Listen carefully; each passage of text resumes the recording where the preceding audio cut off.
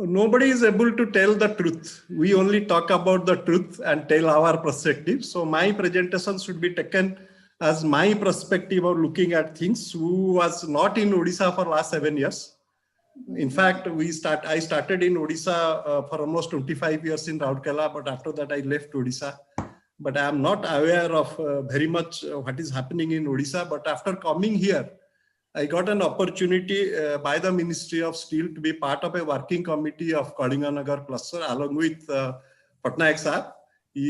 Both of us were in the committee, and through that I looked at Odisha. Through that committee, where I visited Kalinganagar, seen the plants, and gone to Paradip Port Trust along with Mahanti Sahab. So that gave me a perspective of Odisha. And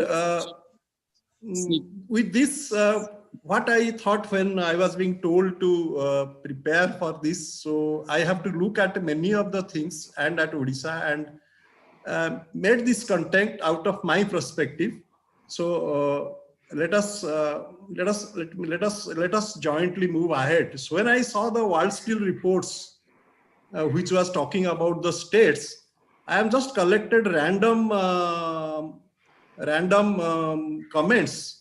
And it's talking that regional growth has uneven among states. It's talking that rich states are located in Western and Southern and Northern India. We all know. Because steel producing states in the East have not been seen development of own steel market. So there is always an intrastate trade in steel. I mean, it's a common feature. We produce and give it to people. They actually make things. Then the things comes back to us. And there are two types of people, two states. One is the raw material based state like Odisha, Chhattisgarh, Jharkhand and Karnataka.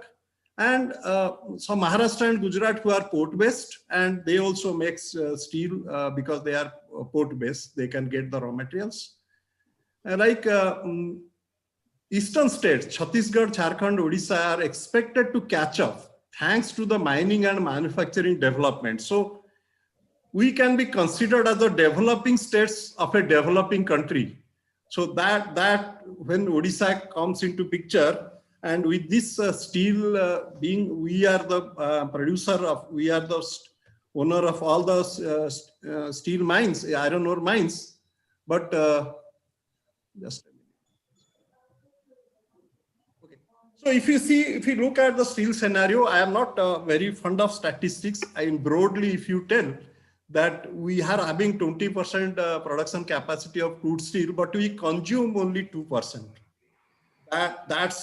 That this picture tells many things to us, because we produce 20% steel, but our market is not developed. We are not able to use. As usual, it goes outside the state to be processed. If I look at our journey, when we are child students, when we felt that okay, Odisha, we just take out the iron ore from the mines. It's open cast mines, is not like coal mines. It's easier to mine iron ore than coal, and basically we'll send it to Japan and other countries. We are basically exporters of iron ore because we did not have technology to make it. May not have that vision of making steel out of ores. Then the first integrated steel plant came, Raurkela steel plant, we started making. And when we made an integrated steel plant, if you are going back to the history, I mean, steel plants were made by foreign countries. We did not have the technology. They have to come here and make inside a jungle. There is no cluster, no business, no industry. This industry itself is responsible for building industry across the country, the public sector giants. And there we did not have, we have to make everything inside the campus. And what industrialization we brought, we only looked at small scale industry to make us sustainable. So to make the spares, almost 50% of the money is invested in capital goods, in the equipments. And almost 30–40% has to come from outside, and the rest has to come from inside. So we felt that okay, the ancillary industries has to be developed across nearer the industry, so that at least we will be able to sustain. They are near us, they understand us, we will be able to help them, they will be able to help them. The ancillary concept started with the industrial estates. No question of looking at downstream. No question, because the steel market is already there in the north and western side of the country. We did not think about what exactly will happen to downstream industry. We started industrialization of the state through ancillaries only. So that is the way we started. But if you see, I was seeing a latest question answer of parliament, where the things were given, how many steel-based industries are there. If you see, as on today, this report is the last parliament session.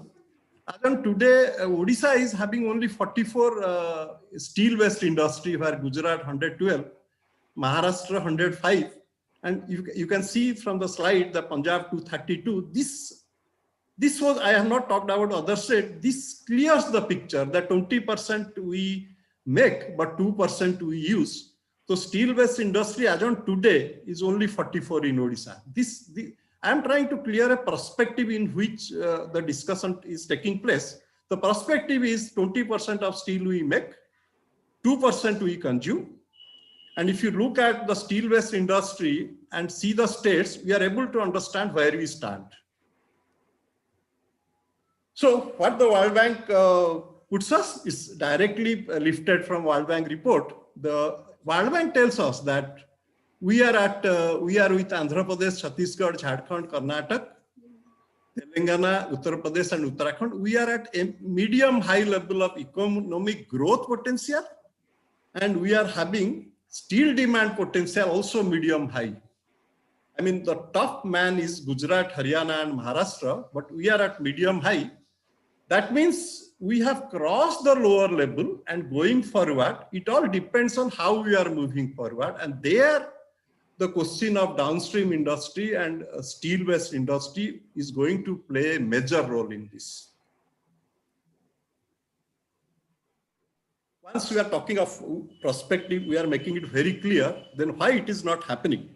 So this slide which I have made is absolutely my perspective, my way of thinking, sitting in the home and discussing about with people. Let us do a strength, weakness, and opportunity threat analysis.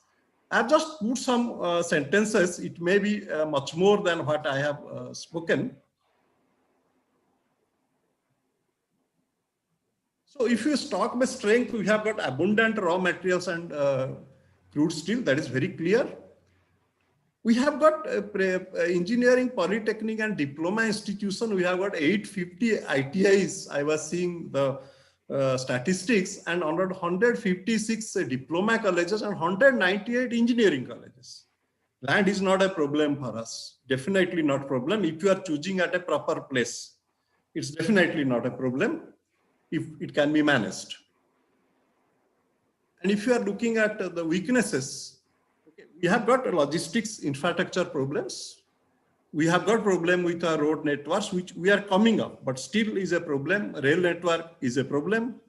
I mean, we are not widely connected throughout the state.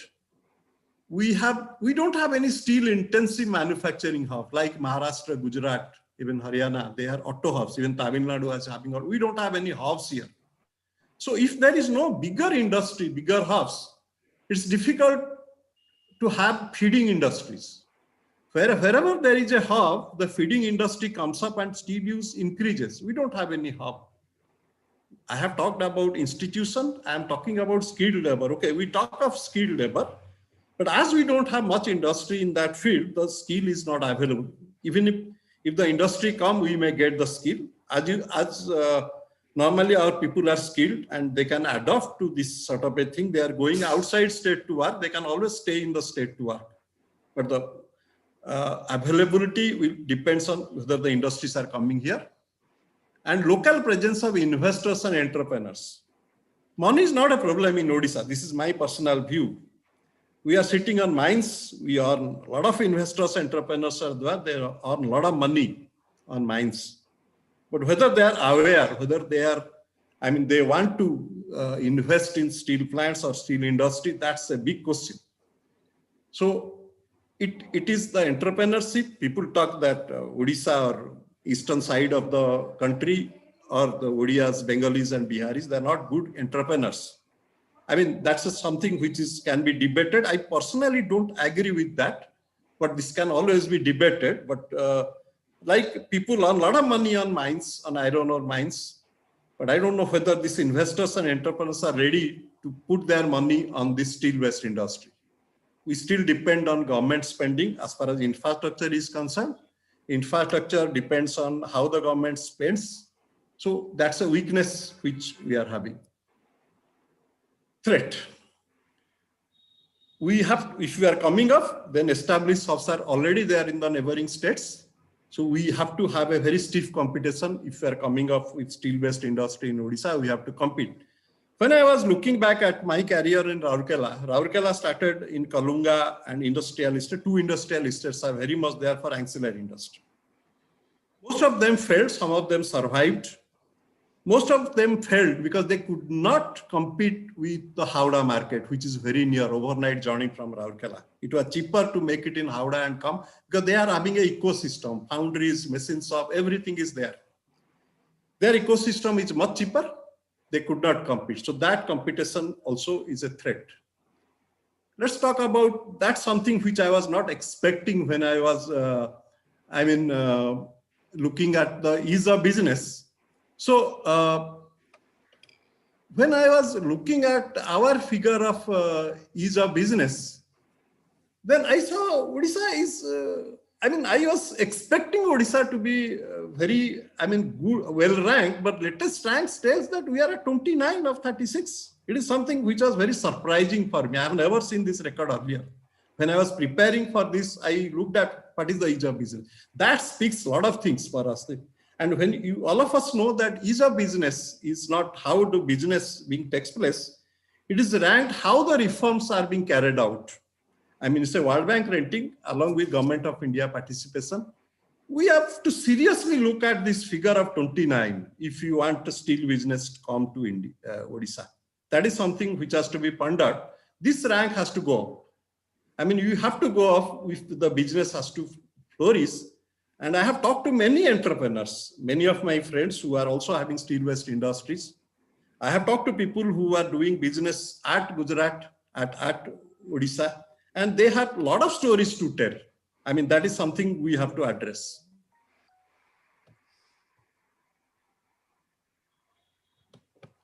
Okay, so with all these sort of a strength and strengths are always there from the very beginning. The strengths are there, weakness and threats, whatever we see, and whether there is an opportunity now, or if all sort of a thing being there, if there is no opportunity now, then why the steel industry should grow? So let's see whether there is any opportunity for us. Sorry, I think.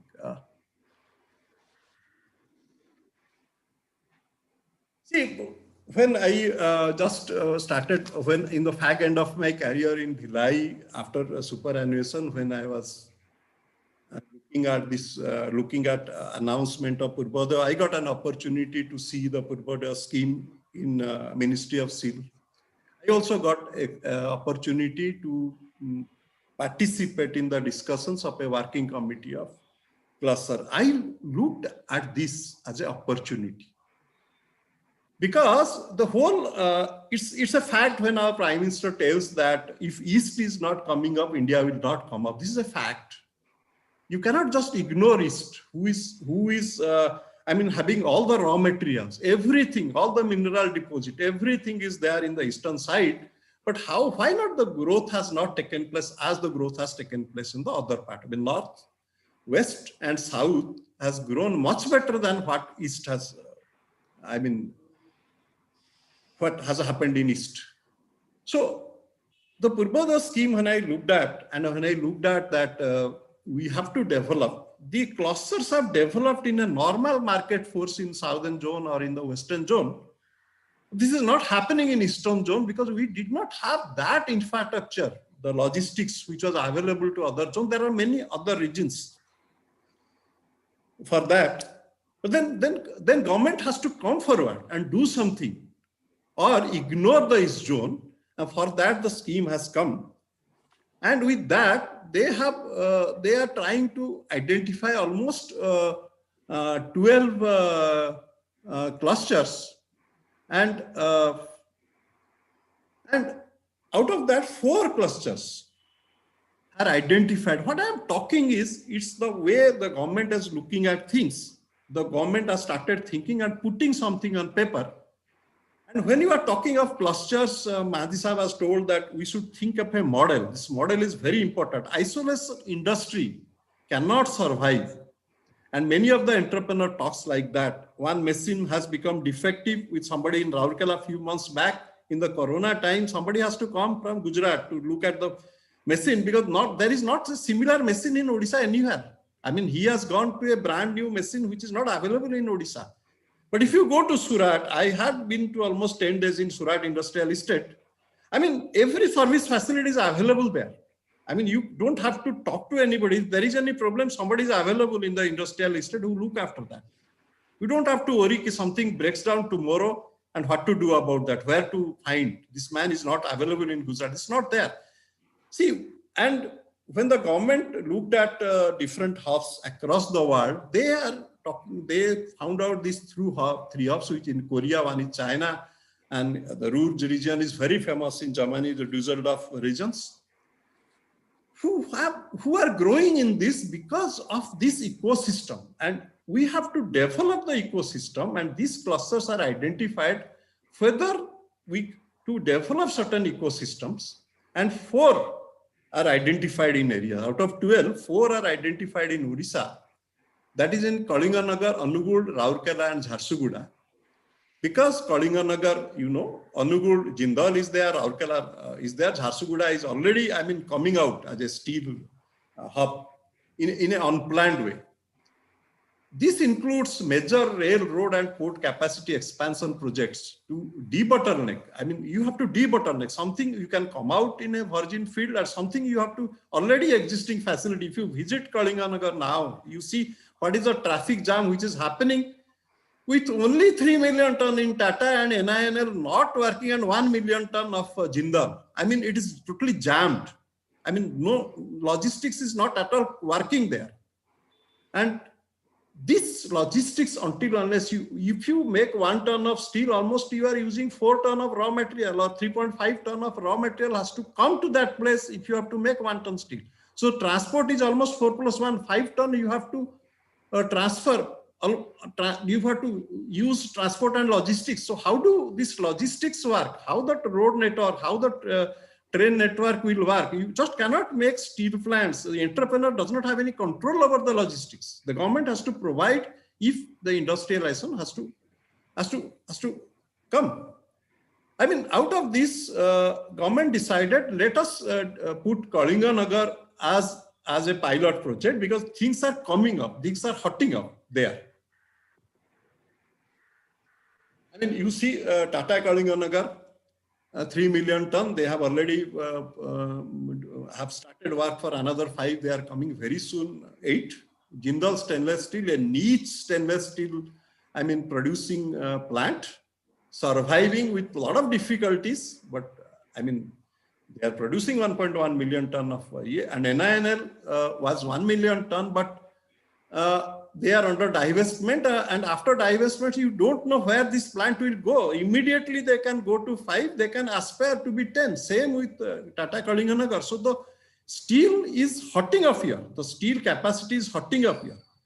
So when we are talking of this facility, we also should talk of what are the Kalinganagar hub. Also design has to happen with the ancillary units, which has to have refractories, spares and consumables, gas plants. Then capital goods, that same thing. This model of integrated steel plant and auxiliary unit and capital goods is already there in all integrated steel plant. What we are trying to add here is a planned way of adding the downstream units and making these ancillaries and capital goods much more effective. We cannot afford them to become sick and follow the recession of the steel industry which they go through. Some planning has to go through that. This industry should become successful, and downstream units which has to be planned so that the finished product which comes does not follow the same route as was followed by industrials, ISPs earlier and is being followed now. Let us see what is how the steels are being used in which sectors. Almost 52% is in building infrastructure, automotive is 12%, and mechanical equipment 10%, and 2% is your domestic appliances, and 16% is metal products. So this is mostly the steel is being used. So if you are thinking of industries, you have to see how the steel is being used for different sectors in the society. And if you are looking for downstream industry, how do we define downstream industry? If you see it, the integrated steel mill will have a distributors. There will be warehouses, there will be steel stakeholders, and steel service counters. Like Mahathir was telling, the whole coil cannot be used by a small scale industry. It has to be seat cutting machine. It has to be sized to a level so that the industry can take it. You cannot take a 10 ton, 20 ton coil. You don't have small scale industry will not have that facility to handle that. So it does not require a whole coil. So you should have steel service counters and steel stakeholder. Then comes the metalworks industry, where is the steel tube, surface treatment providers. This is more technical, but this is the way things are being organized. So metal products for machineries, metal products for automotive, you again, they again bring down to a level. Then metal products for construction, the rods which you get, the TMTs which you get, the sections which you get, it again has to be processed to make it to be used in the construction industry. Then comes the end use industries. Transport equipment manufacturers, machine and parts manufacturer, plant engineering equipment. All these are, after it goes through this industry, it goes to the consumer. So this is when we talk of downstream industry, it is 3-layer industry which has to be there. Then in that case, if you are having an automotive hub, you talk of automotive manufacturer, then you think of the whole chain has to reach the automotive manufacturer, and the whole chain industries, it cannot be a single industry, multiple industry which forming a chain comes to the automotive manufacturer. Similar way, if a shipbuilding, if a large scale construction, it's a home appliance manufacturer, these all depends on the demand sector and what sort of a demand center we establish in the steel hub decides the type of industry which has to come in the steel hub. And with all this thing, we have to have the other support and service companies. They are part of this total ecosystem. We should have design companies. We should have equipment and software. Everything is now IT based, and with Industry 4.0, with the robotics, with the technology which is coming up, we cannot afford to have a legacy based industry. We should have a consultant. We should have this facility to bring the, modernize the thing or bring the equipment which is world class. And inspection certificate, transport and warehousing companies and consultant company. This whole thing constitutes a downstream hub.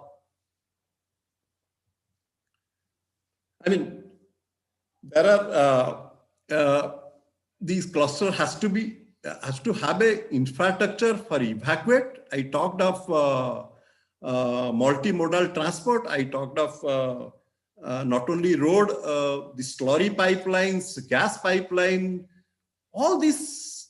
The gas, you just cannot have tankers. You should have pipelines. The slurry has to be, the fines has to come as a slurry. The pellet plants, all sort of a thing has to be built into the cluster. When you are talking of a small person, entrepreneur going for an industry, in isolation, he cannot survive. The ecosystem has to be there and he has to just fit into the ecosystem. And fortunately, the government is thinking of building an ecosystem where it will be good for the entrepreneur and investors to find out to do his role. The other roles are being taken care. We are talking of small things, but this is not done in a planned way in any hub. If it is going to happen in Kalinganagar, I mean, this is going to bring opportunity to the MSMEs to bring their investment, bring their industry and become successful. We should have a common access road, or the drainages, the solid waste management, the landscaping, all this IT and communication network has to be part of this hub. Then only things become successful.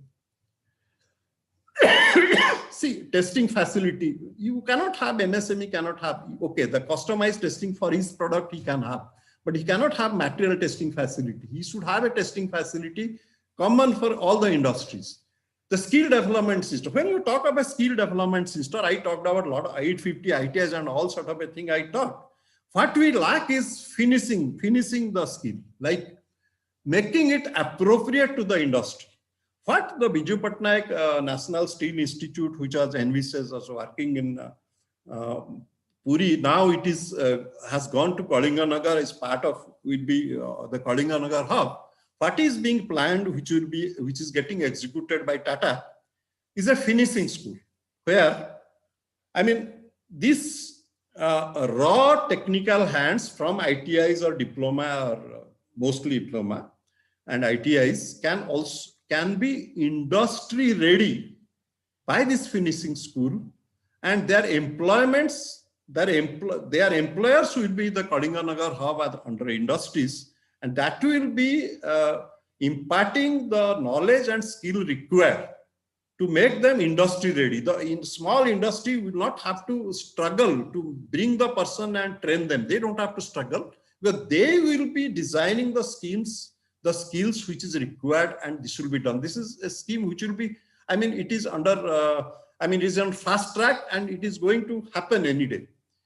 The warehousing unit, the group practice power plant, the business development center, the scrap processing center, all have to come in. And this has to be, I mean, this has been planned, envisaged as a pilot project in Kalinganagar, which, I mean, with completion of this will bring a lot of opportunity, and with all township amenities. I mean, this is something which ends my talk. I just left one part of my talk, is that for downstream industry, there is an emerging technology, there is an emerging market which is coming very fast. I think Mr. Sahu can talk about that. I'll be taking 1-2 minutes on that. There are two disruptions which are going to take place in India, which has already happened in other countries. One is that the steel construction, the prefab construction, we are still dependent on concrete with 43% steel part of it, where the whole world has switched, many part of the world has switched to 80%, and which makes it cheaper and better. And the flyover and the bridges has to come to pure steel fabrication rather than the concrete, which opens up the steel market. In the month of January, the Japanese people have come here under Ministry of Cabinet Minister of Steel, Mr. Dharmendra Pradhan. And there was a seminar where the Japanese people told that we are really grateful to Odisha because they have given all the works for which we are prosperous. We'll help Odisha out. And they have the world leaders in building flyovers and bridges and building in steel. That is some disruption which is going to take place sooner. It's better the way things are happening with concrete flyovers and bridges. It is better that we should switch over to prefab, which has got a lot of advantage. That brings a lot of business and industry. And second thing which is going to disruption, which already steel plants have opened up, is the automobile changing from, from petrol to electric. There is another disruption which will bring a technology shift and material shift to the industry. In the end of it, we talk of a lot of uncertainties. When we talk of a lot of uncertainties and challenges in making industry in Odisha, I look at this figure. we like with Boita Bandana figure, where I saw our ancestors fighting with the unruly sea and dominating the world business without any government help or any sort of a thing, with sheer courage and entrepreneurship. And we belong to the same race. And why don't we do with the present conditions, with the technology, with the IT breakup, bring out the indomitable spirit with the Odias and make our state much more prosperous. Thank you very much. Thank you for the time.